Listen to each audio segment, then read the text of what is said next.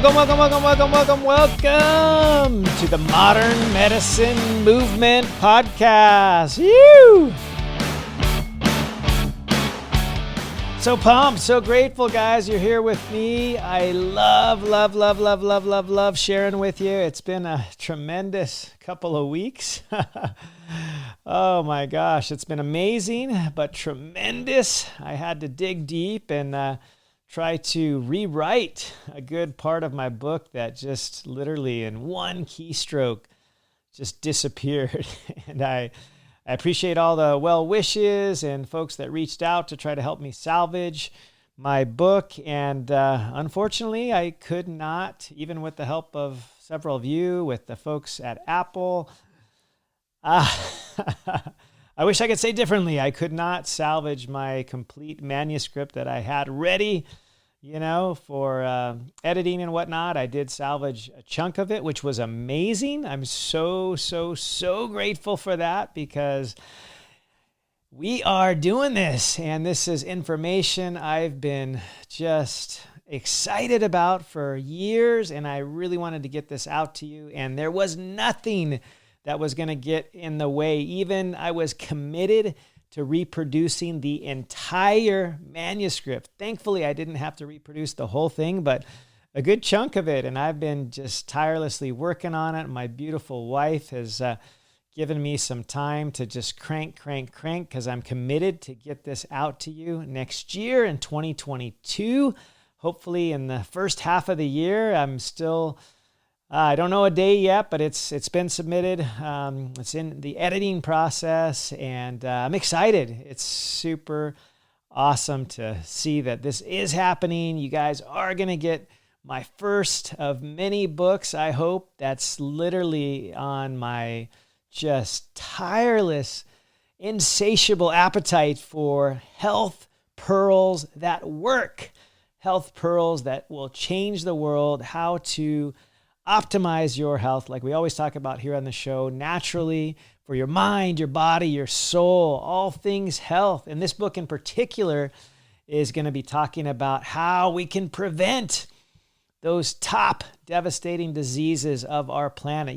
7 out of 10 of the most common causes of death worldwide, 7 out of 10 of them are largely preventable. These are things like diabetes, heart disease, of course, always number one, cancer, cognitive decline, like Parkinson's, Alzheimer's, all the metabolic disorders, diabetes, type 2 diabetes, especially obesity, the metabolic syndrome, kidney disease, all of these common health ailments and issues and challenges are almost entirely preventable. And I have a simple 5-step approach to how to tackle this stuff that you guys can apply to your life in a moment. You just have to commit to doing it. And it's just something I love talking about. I get real specific in the book. I have over 100, and I think it's right around 150 peer-reviewed trials that back up what I'm sharing. So this is data-driven. This is important stuff, and it will change the world. It can change your life. And so I'm so pumped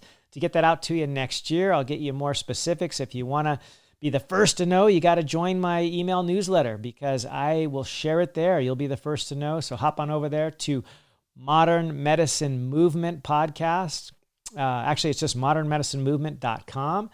You can head on over there, and then you scroll halfway down and it says sign me up for the free newsletter. I come out with that every Thursday. In fact, today on the release of this podcast, you will get also, hopefully, my free newsletter, Thursdays to Thrive with Dr. Thomas, where I provide some helpful information.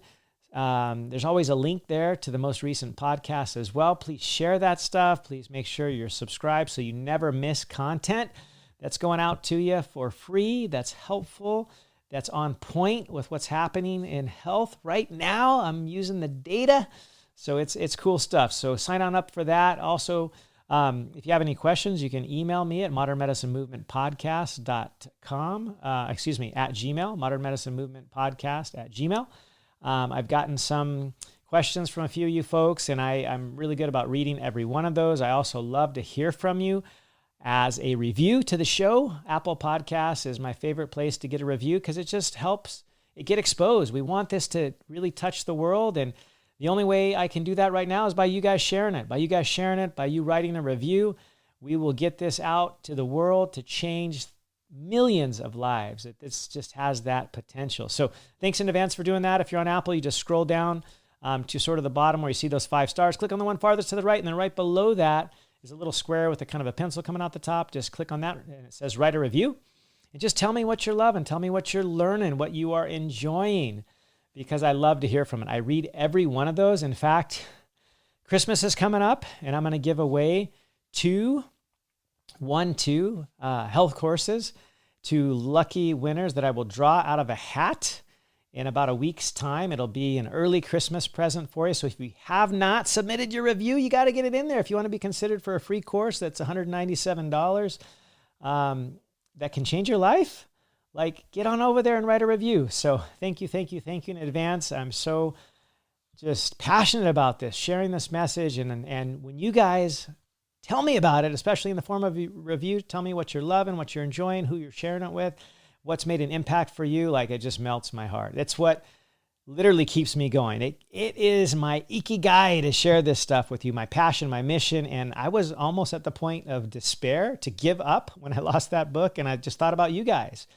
And I couldn't let you down. I had to deliver, and I am recreating, and it's going to get there. It's going to happen. And one more thing I just want to tell you about, I'm super excited about. I'm actually going to be sharing some content that never before seen yet.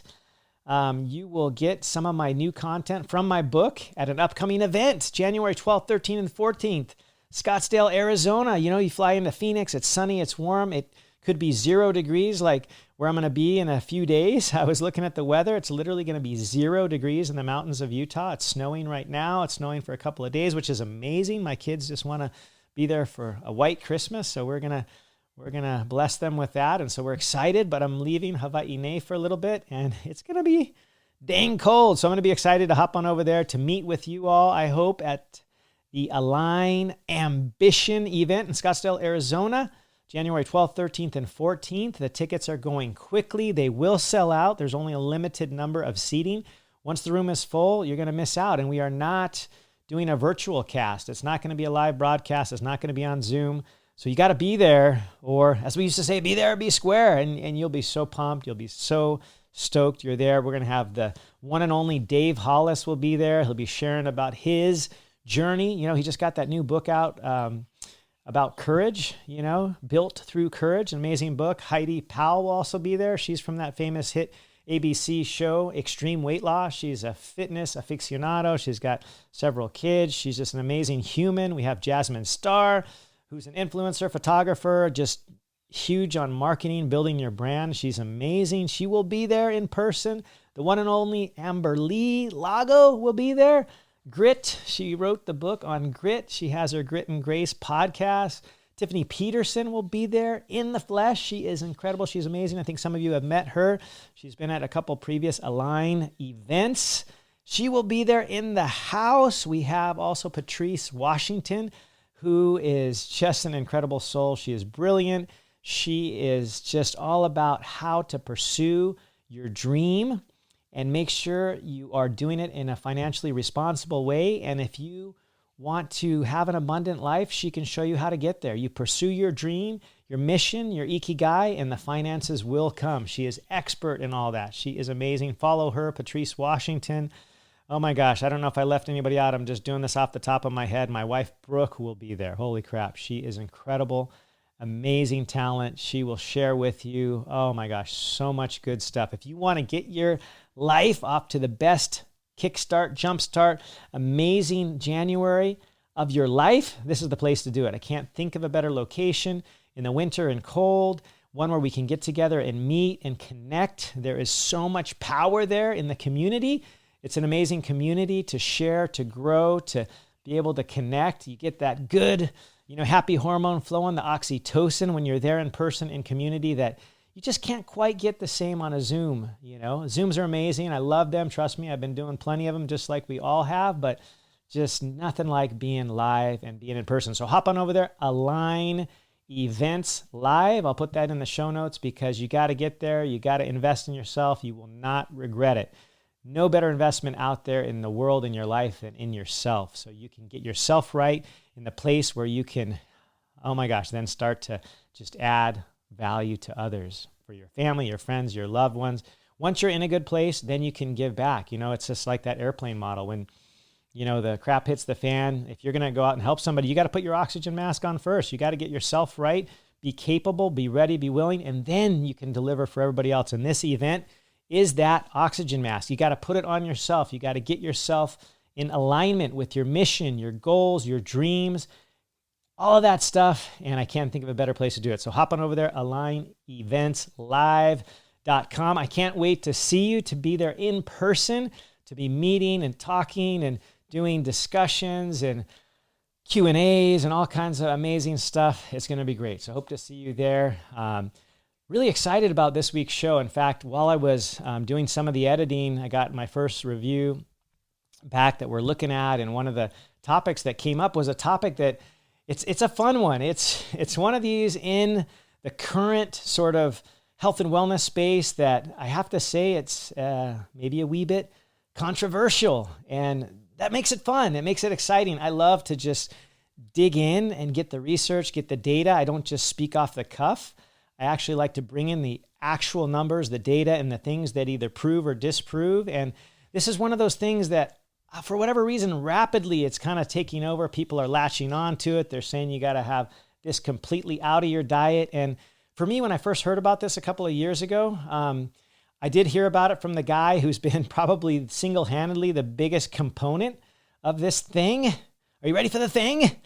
The thing is the lectins, L-E-C-T-I-N-S, the lectins. Like, I never heard anybody talking about lectins until this guy, this one guy who I actually admire, respect. I think he's a bright guy, but I don't know. You be the judge of it.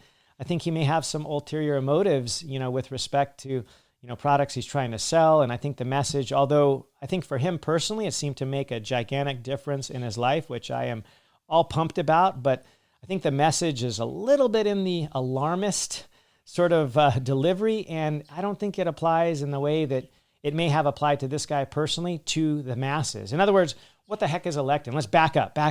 Okay.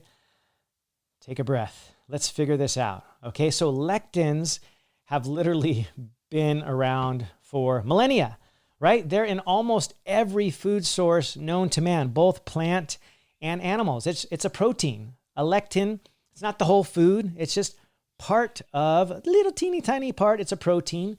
It binds, this particular lectin protein tends to bind, get attached to carbohydrates. And when it does that, it becomes, quote unquote, see me in the air quotes on the YouTube channel here, an anti-nutrient. In other words, then you can't absorb the carbohydrates. And it has some other issues because it will cause inflammation. And it's been purported or supposed maybe to cause some conditions in the human body, though the data is actually super, super small, very, very limited. And I can't humbly say that it's enough to really say that it does this or does not do this. So I think the jury is out on that. But these plant proteins, so let's just back it up. Okay, so plant protein, it's called a lectin. It tends to be usually in the seeds and the endosperm. You don't have to remember all that, but it's basically a plant protein. And it's also in animal stuff too as well. But it binds to carbohydrates. So because it binds, then they can't be absorbed properly. So it's kind of considered an anti-nutrient. So here's the thing. Plants, if you just think evolutionarily, they needed to survive, right?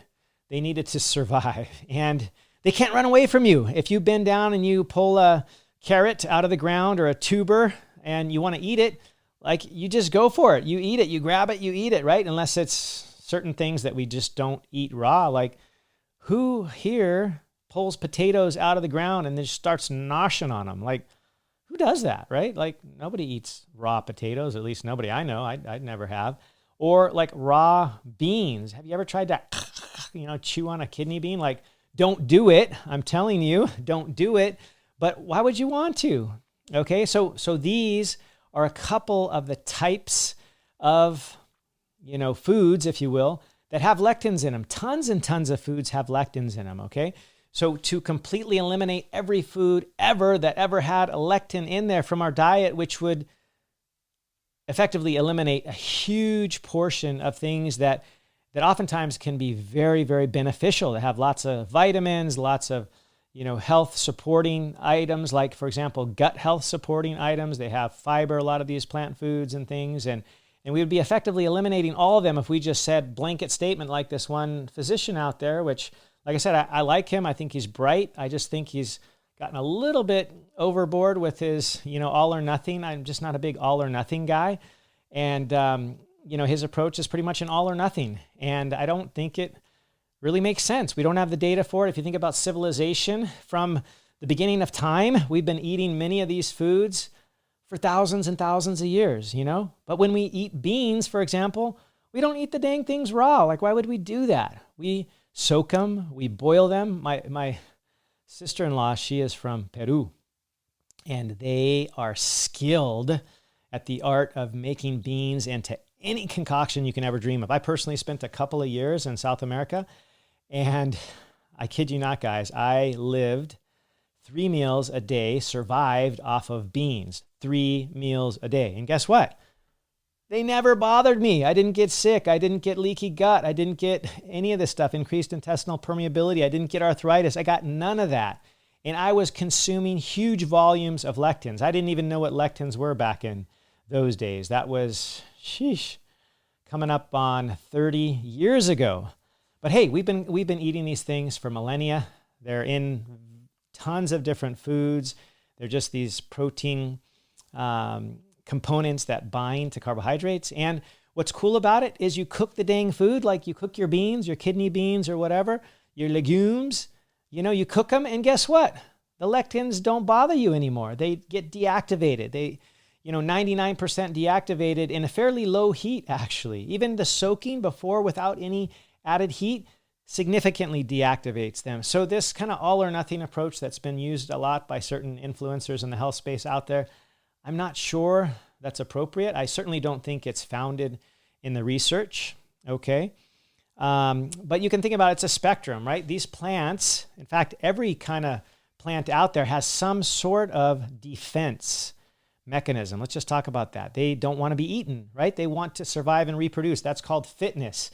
The only way that you get to, have offspring, and then that offspring has more offspring, and you get to keep your genes in the pool, so to speak, is you got to survive. So if you're getting picked out of the ground and eaten, you're done. Your fitness is over. N equals 1, you're done. You are done. You've been eaten. You can't survive and reproduce. So the plants have developed a lot of defense mechanisms, and lots of different chemicals that plants have do this. This one particular chemical, or protein, I should say, is called a lectin, right? Lots of plants have it. This is one defense mechanism. It is a phytochemical, okay? There's lots of other phytochemicals out there. Think of all the wonderful things we get out of our foods, especially plant foods. There's tons of vitamins. Think of almost any B vitamin tends to be in a lot of healthy, nutritious, dark green plant food. Think of the tomato, for example, one of my favorite, fruit. Technically it's a fruit, but guess what? It has a bunch of these things, lectins in it. Tomatoes are in that so-called nightshade family, right? That includes eggplant, peppers. Anybody out there love salsa like I do? Like, I couldn't survive without that stuff. I'll be honest, I rarely eat it with chips. There's just not a lot of awesome chips out there, but occasionally I'll buy that one brand, starts with an X. You guys have seen it, So Chill, and that's probably the best ingredients I've ever found in a chip, although I'm not a big chip eater, but I love salsa on my eggs. I love it with my tacos. I love it in so many ways. I just love fresh tomatoes chopped up with onion. Cilantro, like all the good stuff, lime, even throw some avocado in there. I actually buy a salsa here in Hawaii that is made locally. It's a Kauai salsa that has, guess what? It has avocado chopped up in it. Like, who knew? It's amazing, but it's made fresh. It's right here in Kilauea, not far from where we are. So it's awesome. I buy it regularly. But here's the thing. So lectins are in so many different foods, right? The most common ones you hear about are the nightshades, which are the tomatoes, the peppers, think about bell peppers, any kind of pepper, really. Even the pepper that is used for a lot of spices, Think of the cayenne peppers and, a lot of the spices out there. They're actually made from these lectin-containing peppers. And guess what? They have lots of health benefits. They have phytochemicals that are good for us, right? When plants in nature get stressed out for whatever reason, maybe there's a drought, maybe there's, a predator like a fungus or whatever, they produce these defense chemicals so they can survive. And these defense chemicals at the right doses, you've heard the adage, the dose makes the poison, provided you're not consuming, tons and tons of these things, which, none of us would do. Like, why would we, the adage from your elementary school's days, like, why would you eat so many beans that you just are having digestive issues because you ate too many, you're flatulating, all these kinds of things, right? Beans, the musical fruit, you've heard the one. Like, why would you do that anyway? And the cool thing is that most people, provided we cook the beans, and we always cook them, we don't eat them raw, provided we cook the beans, they're fine. The lectins are deactivated. So I love chili. I make homemade chili and I cook this thing for days. Like, the longer the better. Like, once it's been cooked, the beans are cooked, then I simmer it for another hours and hours and hours, and I love it even better the next day overnight simmering. I mean, it's amazing. And so basically these lectins, these plant phytochemicals are in beans, pretty much all the beans, legumes, even in a lot of nuts, peanuts. A lot of us around the holidays coming right up, we're going to have our little dish on the center of the table. It's going to have different, salted. I just love salted nuts. It's going to have salted nuts, cashews. Hopefully macadamia nuts are part of that. That's my favorite. I just bought a big bag that I can't wait to take with me when we do our little white Christmas because I can't live without my macadamia nuts. But nuts, legumes, all the nightshades, which are the potatoes, the tomatoes, the peppers, and like I said, a lot of the spices, they all have lectins in them, okay? And I know there are certain people, absolutely, that cannot tolerate certain of these foods. My dad, for example, just can't do peppers, and he doesn't really like eggplants either. But he can do tomatoes. He loves tomatoes. He can do potatoes. He can do beans, provided they're cooked. And of course, they always are. Like, why not cook your beans? And so here's the thing. At the end of the day, they are one of many of these phytochemicals, which can actually potentially, a lot of the phytochemicals can be significantly health promoting. But if you eat if you eat just a couple of kidney beans raw, like, you're going to get violently sick. You're going to have nausea, vomiting, diarrhea, GI upset. That's because this, lectin is in that bean and it hasn't been deactivated yet because you didn't cook it. Here's an extreme example. And this is where I just feel like it's kind of weird to just say all beans are created equal. It's just not true. Have you guys ever heard of the castor bean? It's used worldwide to make this lubricant called castor oil. Well, that particular bean, guess what? It also has a lectin, absolutely. But the way and the quantity, like if you chew on some castor beans, like, you can get deathly ill. People actually use this waste product that, not good people, but, terrorists and governments and things have made this sort of, let's say, the leftovers from the castor oil. It's kind of the skin and the endosperm and stuff of the seed. They make that into a toxin called ricin. You guys ever heard of ricin? That comes from a lectin from the castor bean. I know it sounds crazy, but then if you assume that all the beans were like that, then you would never eat another bean again. But it's just, these things are apples and oranges. They're not the same thing. They're not the same thing. We've been surviving for millennia off beans. I mean, go down to South America. Like I said, when I was there, we literally ate 3 meals a day of beans. We either had them boiled, pressure cooked. We had them, once they had been cooked, they get blended and they get made into kind of like sometimes a soup, sometimes a refried bean type of scenario. I mean, they have like 20 different ways to cook beans. And I literally ate beans 3 meals a day and I wasn't sick from it at all. And I still eat black beans. It's kind of my favorite, to go with my tacos or whatever. I don't have any issues because we cook the dang beans, right? Here's kind of a cool thing. So the cooking or the heat tends to deactivate these lectins, okay? So most people can actually tolerate them. The overwhelming majority of people tend to tolerate them fine. If you don't, then don't eat them, right? Like, why would you eat something that makes you sick? It doesn't even make sense, right? And so absolutely, you want to cook these things. You don't want to eat raw beans of any kind. Raw kidney beans have kind of like the castor bean, have a kind of gnarly substance in them. It's called phytohemagglutinin, which can cause severe belly pain. It can mess with your blood clotting. Like, it's nasty stuff. But guess what? 99.9999% of it gets deactivated with cooking, so it doesn't cause any issue. And it's perfectly safe to eat properly cooked beans, especially these potentially really dangerous ones called kidney beans. I put kidney beans in my chili every single time. And fortunately, not me, not my kids, nobody's ever had any reaction to them. So cooking is your little trick. Also, if you wash them in water first, that's really good to do. And it's good to just soak them overnight. My sister-in-law has taught me this technique. If you guys want a great bean recipe, reach out to me and I can get you one from my sister-in-law who's from Peru. And basically, it starts with washing the beans and then soaking them. And this is just cold water in the sink. You soak them overnight. Then you boil them, even better if you use a pressure cooker because you get high heat. So you essentially eliminate, 99.99999% of the lectins, okay? Another bean that has super healthful properties out there potentially is a organic, well-sourced, non-GMO. You've heard of it? The soybean, right? You guys ever heard of tempeh or natto or my personal favorite, miso? Those are all made from the soybean, okay? Well, guess what soybeans have? Well, they are legumes.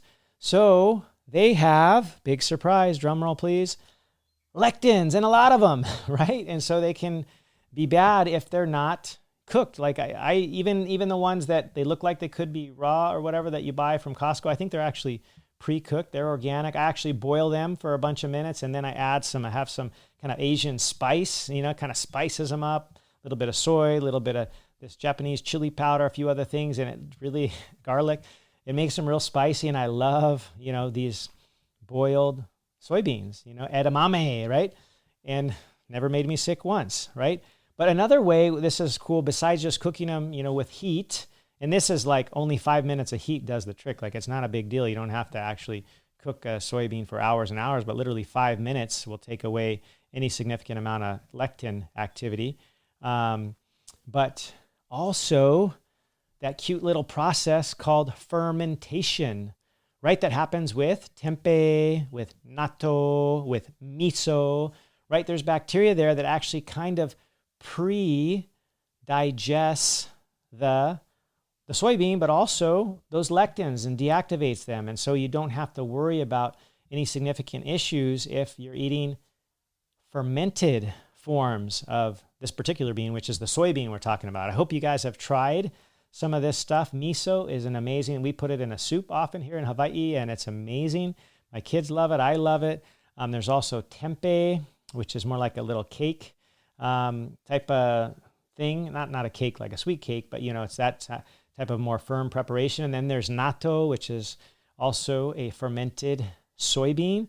And there's kind of some cool spices, and their consistency is a little bit weird, I'll be honest. If you've never tried it, it's kind of like mucus, but it's actually kind of tasty. In the same way that I love kimchi. You guys have been following me, you know that I posted about local Kauai kimchi. I love that stuff. They have some kind of spicy versions, and I just think it's amazing. And that fermentation, the bacteria that has time to start breaking down the nutrients, make them more bioavailable for you and I. We actually get more benefit from fermented foods than just from the so-called starter foods, right? And so the dose makes the poison, and if you don't cook it, right? Like, cook these things. It's fine. Like, we cook them all anyway. We always eat beans cooked. I mean, I can't think of anybody I know that chews on raw beans. Like, why would you do that? Like, you'll get sick. And our ancestors didn't do that either. They cooked them as well.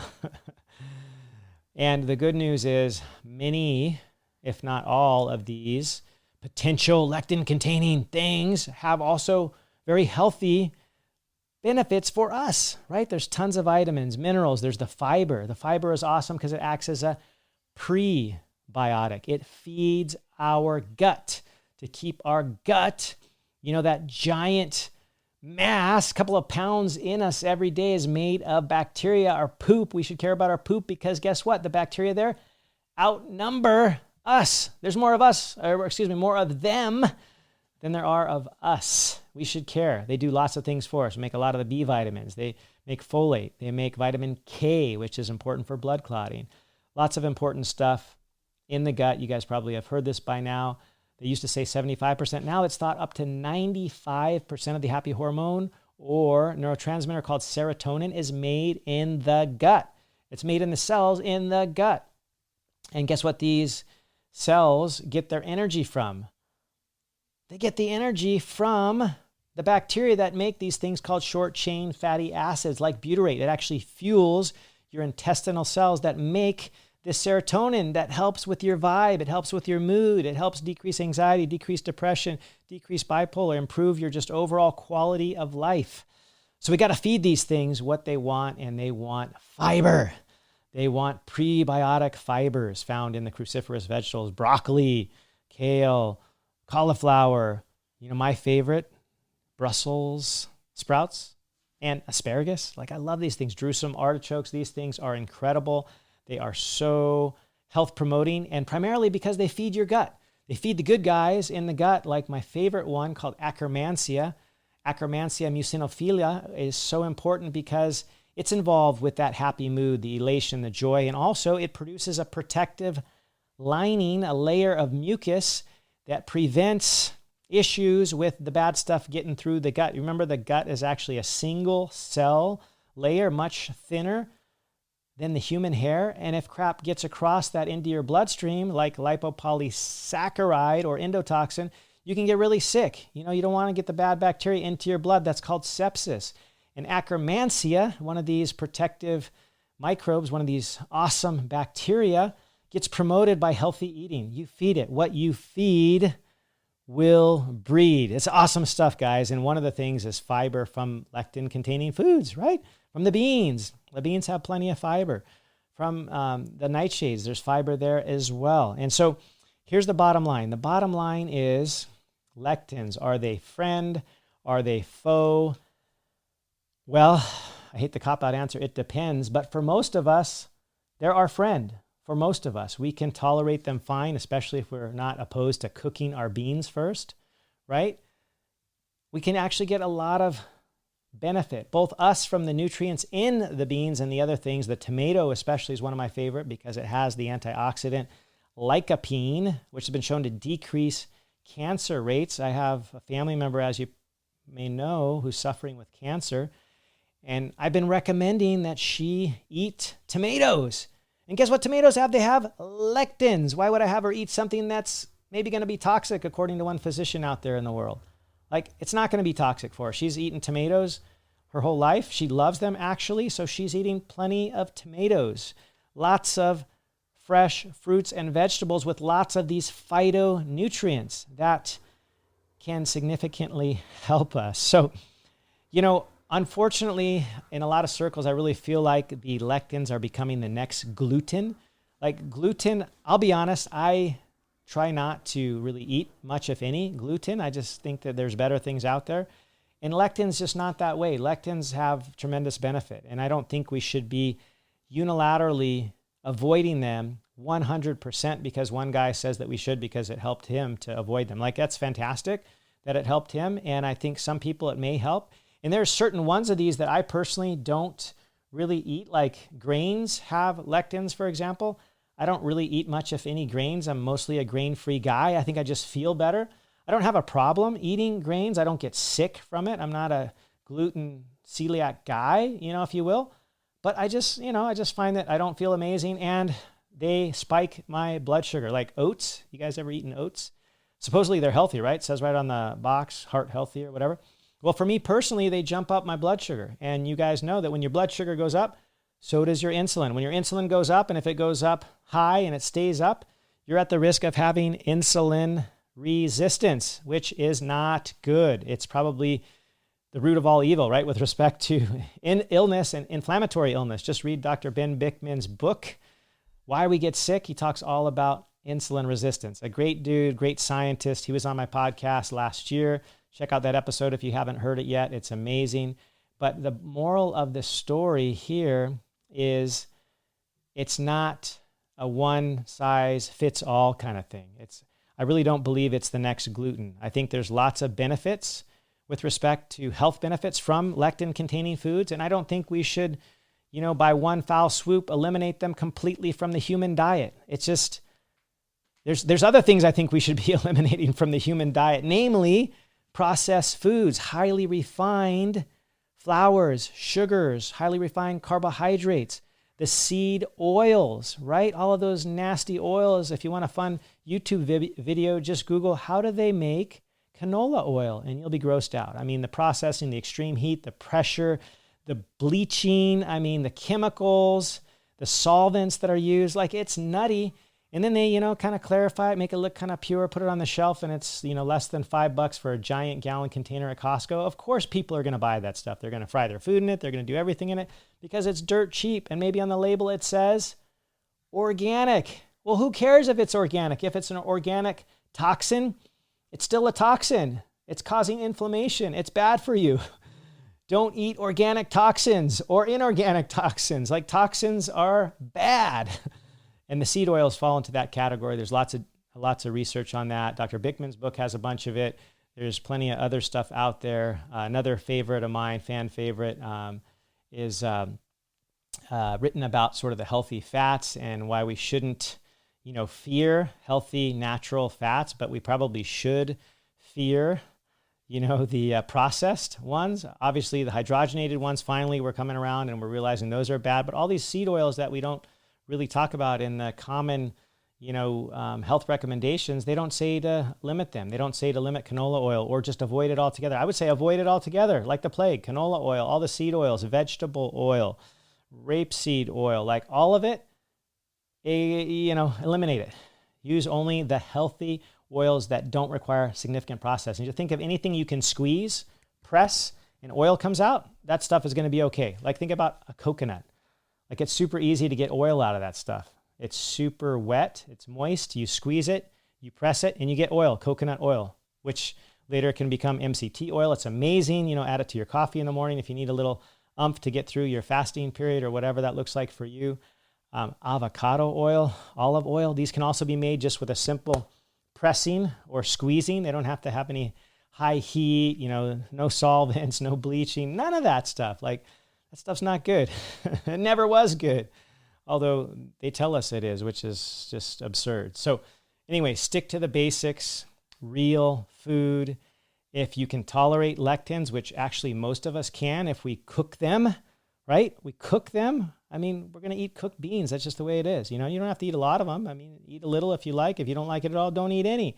But if you like tomatoes, if you like eggplant, if you like peppers, and they don't give you a hard time, your body responds okay, you don't have to eliminate them from your diet just because one guy says you should. So anyway, that's kind of my take on the lectins. It's really something you got to approach on a person by person, situation, because not all people can tolerate them. I found that most can, not like gluten. Lots of people have issues with gluten, including me to some degree. I don't love it. It doesn't make me feel amazing, but I can tolerate it. It doesn't make me deathly ill. But the other thing, I didn't say a lot about the grains because personally I don't really eat a lot of grains, but as I did mention, they do have lectins, and it's better if they're not highly processed, and it's better if they're sprouted. That helps to kind of get rid of some of the nuisance of the lectins. But basically, it's all of the grains have some degree of lectins in there. But if you do a sprouted bread, which occasionally I might have a piece of toast with avocado on it, it's not very often, but I choose a sprouted grain or one of my favorites, sourdough from Starter. That's a fermented food, actually. I eat that stuff in Italy. Those guys eat it all day long. They have soup every lunchtime, usually with some sourdough bread that they just made from a starter that might have been in their family for 100 years or more. And guess what? They live till they're 100 plus years old. These are among the healthiest people. That's no surprise why they were incorporated into Dan Buettner's book, The Blue Zones, right? The people of Sardinia in Italy and Icaria, Greece, and Costa Rica, where the Pura Vida exists in the Nicoya Peninsula, in Japan, for example. These guys are living 100 plus years old, and guess what they're eating? Real food, not processed stuff with a label and a barcode and a package. they're eating real food, and often lectin-containing foods, right? You ever heard of pasta with tomato sauce? Where did that come from? The tomato. And they use real olive oil, right? Pressed, extra virgin. They don't add fillers and say on the packaging, oh, this is a tomato sauce with olive oil, but yet olive oil is like the last ingredient, and then it has canola oil before that. Like, it drives me nuts, but I see it all the time. We have to read the labels. I think you get my point, but there's so many things out there that can be very beneficial that come from the ground or from the earth or from God. And those that are human-made or manufactured, factory-made, we need to have some precaution. We need to read the dang label. You have to read your labels. And so that's all I have for you this week. It's kind of a fun, kind of controversial topic. I just think it's fascinating because there's actually, I looked at all the data I could find on lectins, and I just could not come up with really anything that said that we should never be eating lectins. The data is just not there. So if you do fine with them, it's okay. Obviously, if they give you trouble, then don't eat them, right? I just don't think being an alarmist here is really, it doesn't make sense to me, especially if it's just coming from only primarily one source, and that one source stands to gain $80 per bottle of his sort of anti-lectin supplement to help you, quote unquote, tolerate them better. Like, I don't know. To me, it just sounds a little fishy. There's one guy, and that's his only message, and the data and thousands of years of human experience don't support that. So that just, to me, doesn't pass the sniff test as a scientist myself. So if you do okay with them, totally fine. Just cook your beans first, right? If you have a problem with them, don't eat them. No big deal. I still try to avoid the grains for the most part because I just think there's better things we could be eating out there, because most of the grains that we get are super, ultra highly processed. It's not like when you have fresh made bread in Italy where they're actually doing their own grinding of the flour. They're not adding a bunch of chemicals. It's not done in a highly processed factory. They're using a starter, right? The starter yeast, that they've had in their family for maybe more than several generations, hundreds of years. So really cool stuff. Eat real food. Do like the Italians did. Move, right? After you eat, take a good long walk, and you will be so much healthier, so much richer, so much just vital. You're going to have a good life. So that's it for this podcast. Sorry for the big monologue. I just get excited when I share this stuff. I just really feel like the lectins can be our friend. And, if you tolerate them, they actually do have a lot of potential health benefits. So don't feel like you have to shun them.